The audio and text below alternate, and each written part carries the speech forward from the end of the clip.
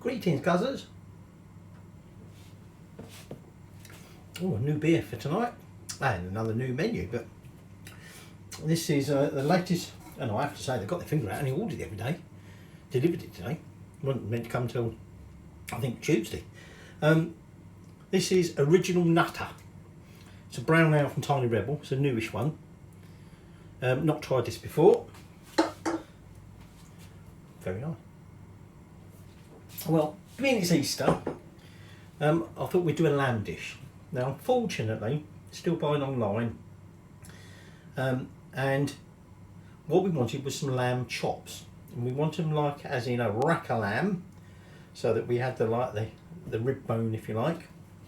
Unfortunately, Tesco's seemed to do them. The drawing on, or the picture on the pack looked like that's what they were.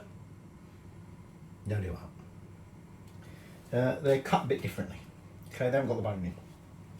So, we're not quite doing it the way I originally wanted to do, but don't matter, it's still lamb chops. So I've got some lamb chops, and I have to say Tesco's, we bought a few extra because they were a bit, not a lot of meat on yours. We bought some more today from Jempson's.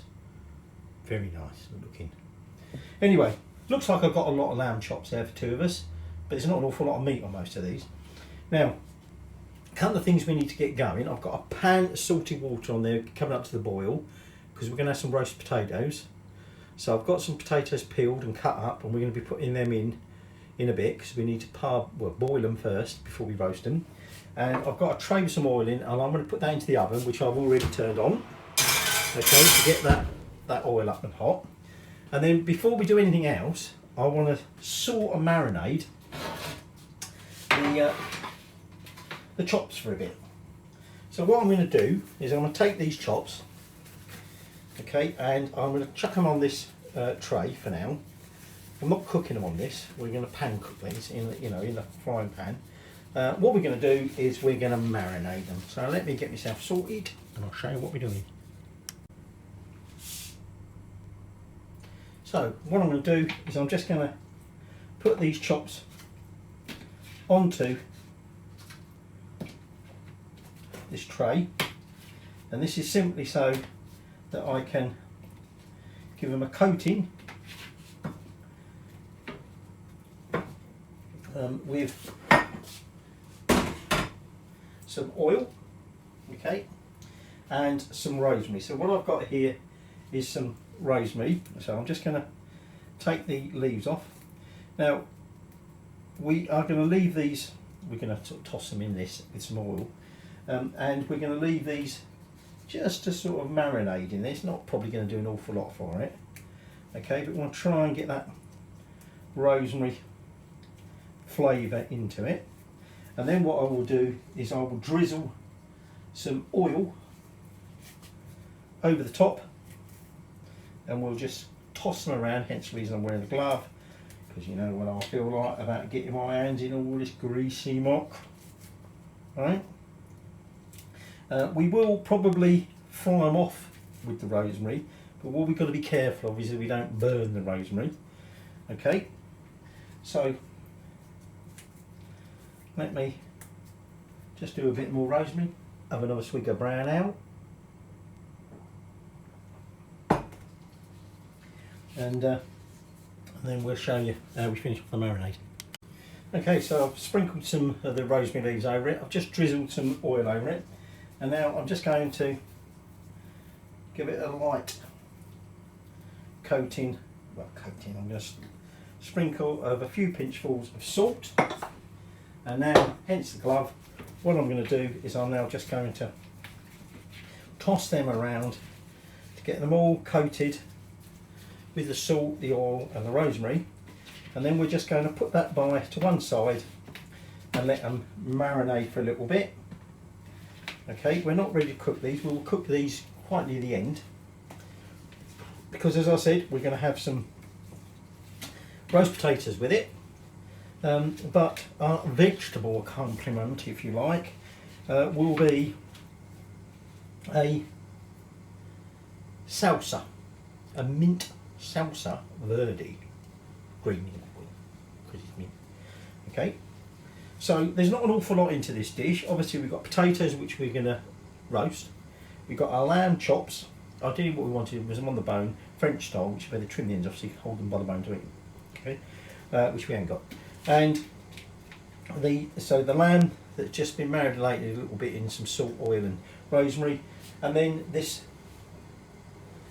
salsa, which will be mint. So I've got a bowl full of fresh mint, bowl full of fresh parsley, half a bulb of garlic peeled already to go, some mustard, some capers and some anchovies, and a blender to put all that in.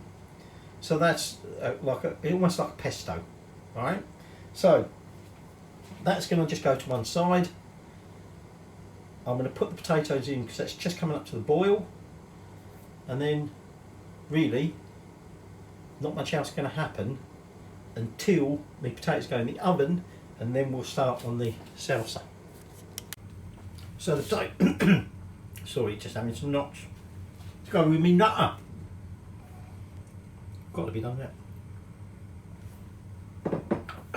So they've had about 15 minutes boiling, quite small potatoes.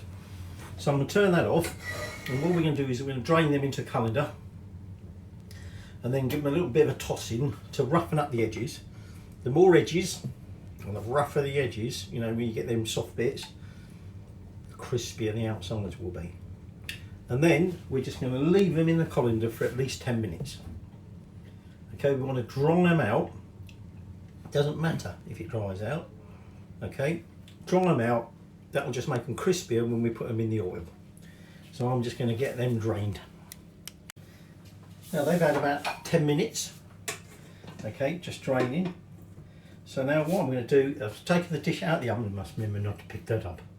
Okay, with some oil, and just going to transfer into that. Again, this might seem an extra lot of potatoes, but quite often when I do it, I end up finding some just go a little bit too far and they get a bit mushy, and so you end up then with not enough potatoes. So now all we do is we just toss it around, toss it, get them all covered all over in that oil. Any bits that break off, who cares? That's all going to get crisped up, and I like my roast potatoes crispy. Right, so they're all coated. So they're going to go back in the oven and cook them till they're nice and roasted. We'll then start on the salsa in a second. They're in the oven. So let's get on with the salsa. So here's my blender. So I've got a good old handful of mint leaves, fresh mint. Put that into the blender. And same amount again of parsley, in that goes. Okay, and a little plug for Jemson's again. Much better quality herbs, and you get a lot more for your money. And Tesco's. Right, so put them in there, and then those cloves of garlic. I said about half a bulb. Put that in there, and then we want to add some mustard. I think I've got a little bit left. Oh, bugger all in there, really. So we're going to add some mustard. Good tablespoon odd of mustard. One a bit extra, I think. Put that in there for now. We're going to take some capers. Okay. And we want some capers in there. Okay. Not too many. That will do. And then our final addition is, well, it's not our final actually because I'm going to put some oil in it. A couple of anchovies. Missy don't like anchovies. I love anchovies. I'm going to nick one in a minute and I'm going to eat it. Not quite sure it goes well with the beer, but who cares. So, yeah, you little bugger. I think he's trying to tell me he don't want me to put any more in. Right, I'm going to put more in. So, what I'm now going to do is I'm now just going to give that a bit of a blitz.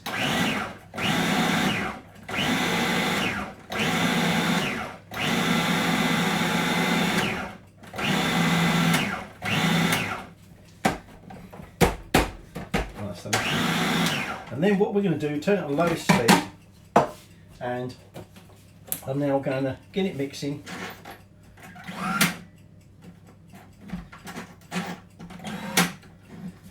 There was a way, oh, it's been so long since you used this, but you can actually turn this and keep it on all the time.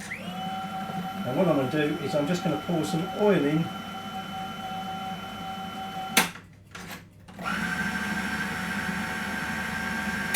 To blend that in with it. I think I might have to get the spatula around the side, get the stuff offside. Right, so there's the salsa all blended, and we're just going to put that in the bowl for now, and we'll just be serving that up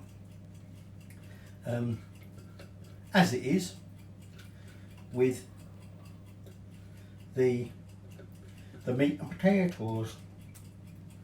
Let's have a little taste, see what it's like.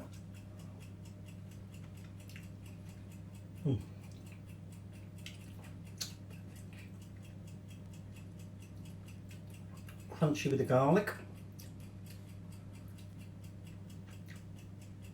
hit of mustard, mint, quite like it. Not too oily, spot on. Right, so now we really it's just a matter now of waiting until those potatoes are almost done, and then we will address the chop situation. So the chops are still sat here, okay, married away. We've got a big pan, frying pan, I'm going to do them in because of how many I've got.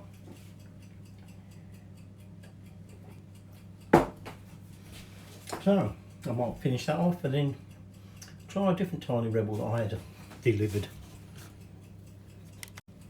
Checked the potatoes, doing all right. Had a quick wash up. Drunk me brown out. I've still got a couple left, but I'm going to go for the bump and grind, which is the mango and ginger, which I've had before. It's really nice. Thought I'd just finish this off with nice and refreshing, nice little ginger hit. And in a second we're going to start on our chops. Now, like I said, ideally I wanted to use these with chops on the bone so that you could better pick them up by the bone, end of the bone, and eat them off the bone.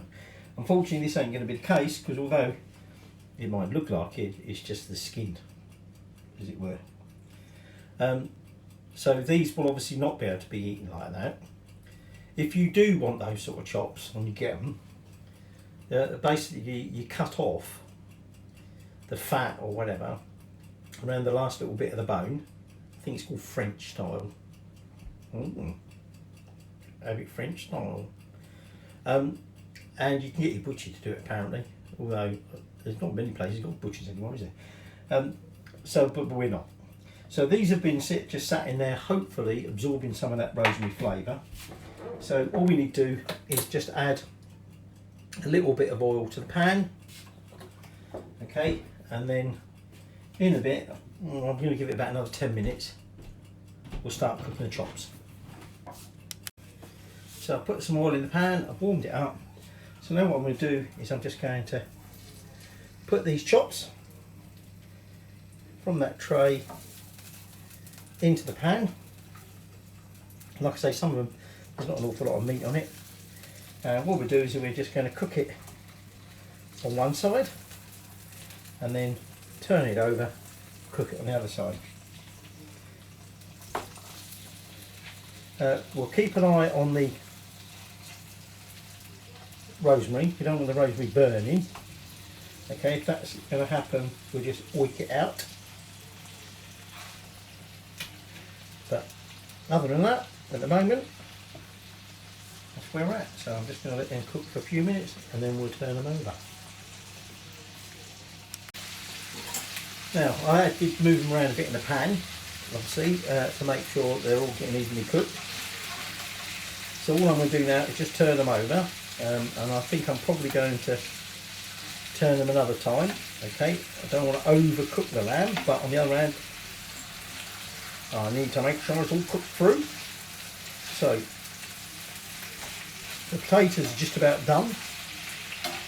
Depends how well done you like potatoes, doesn't it? So,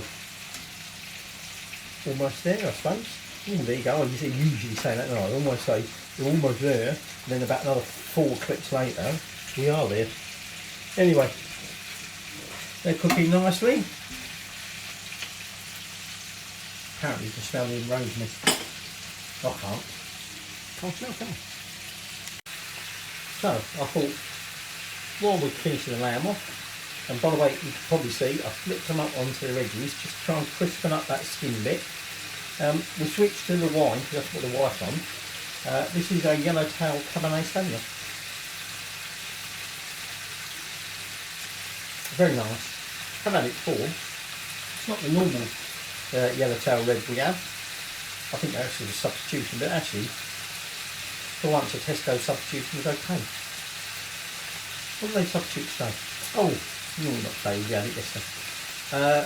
Didn't really have anything weird. We had I think it was a pizza, a cheese pizza. They substitute for margarita pizza.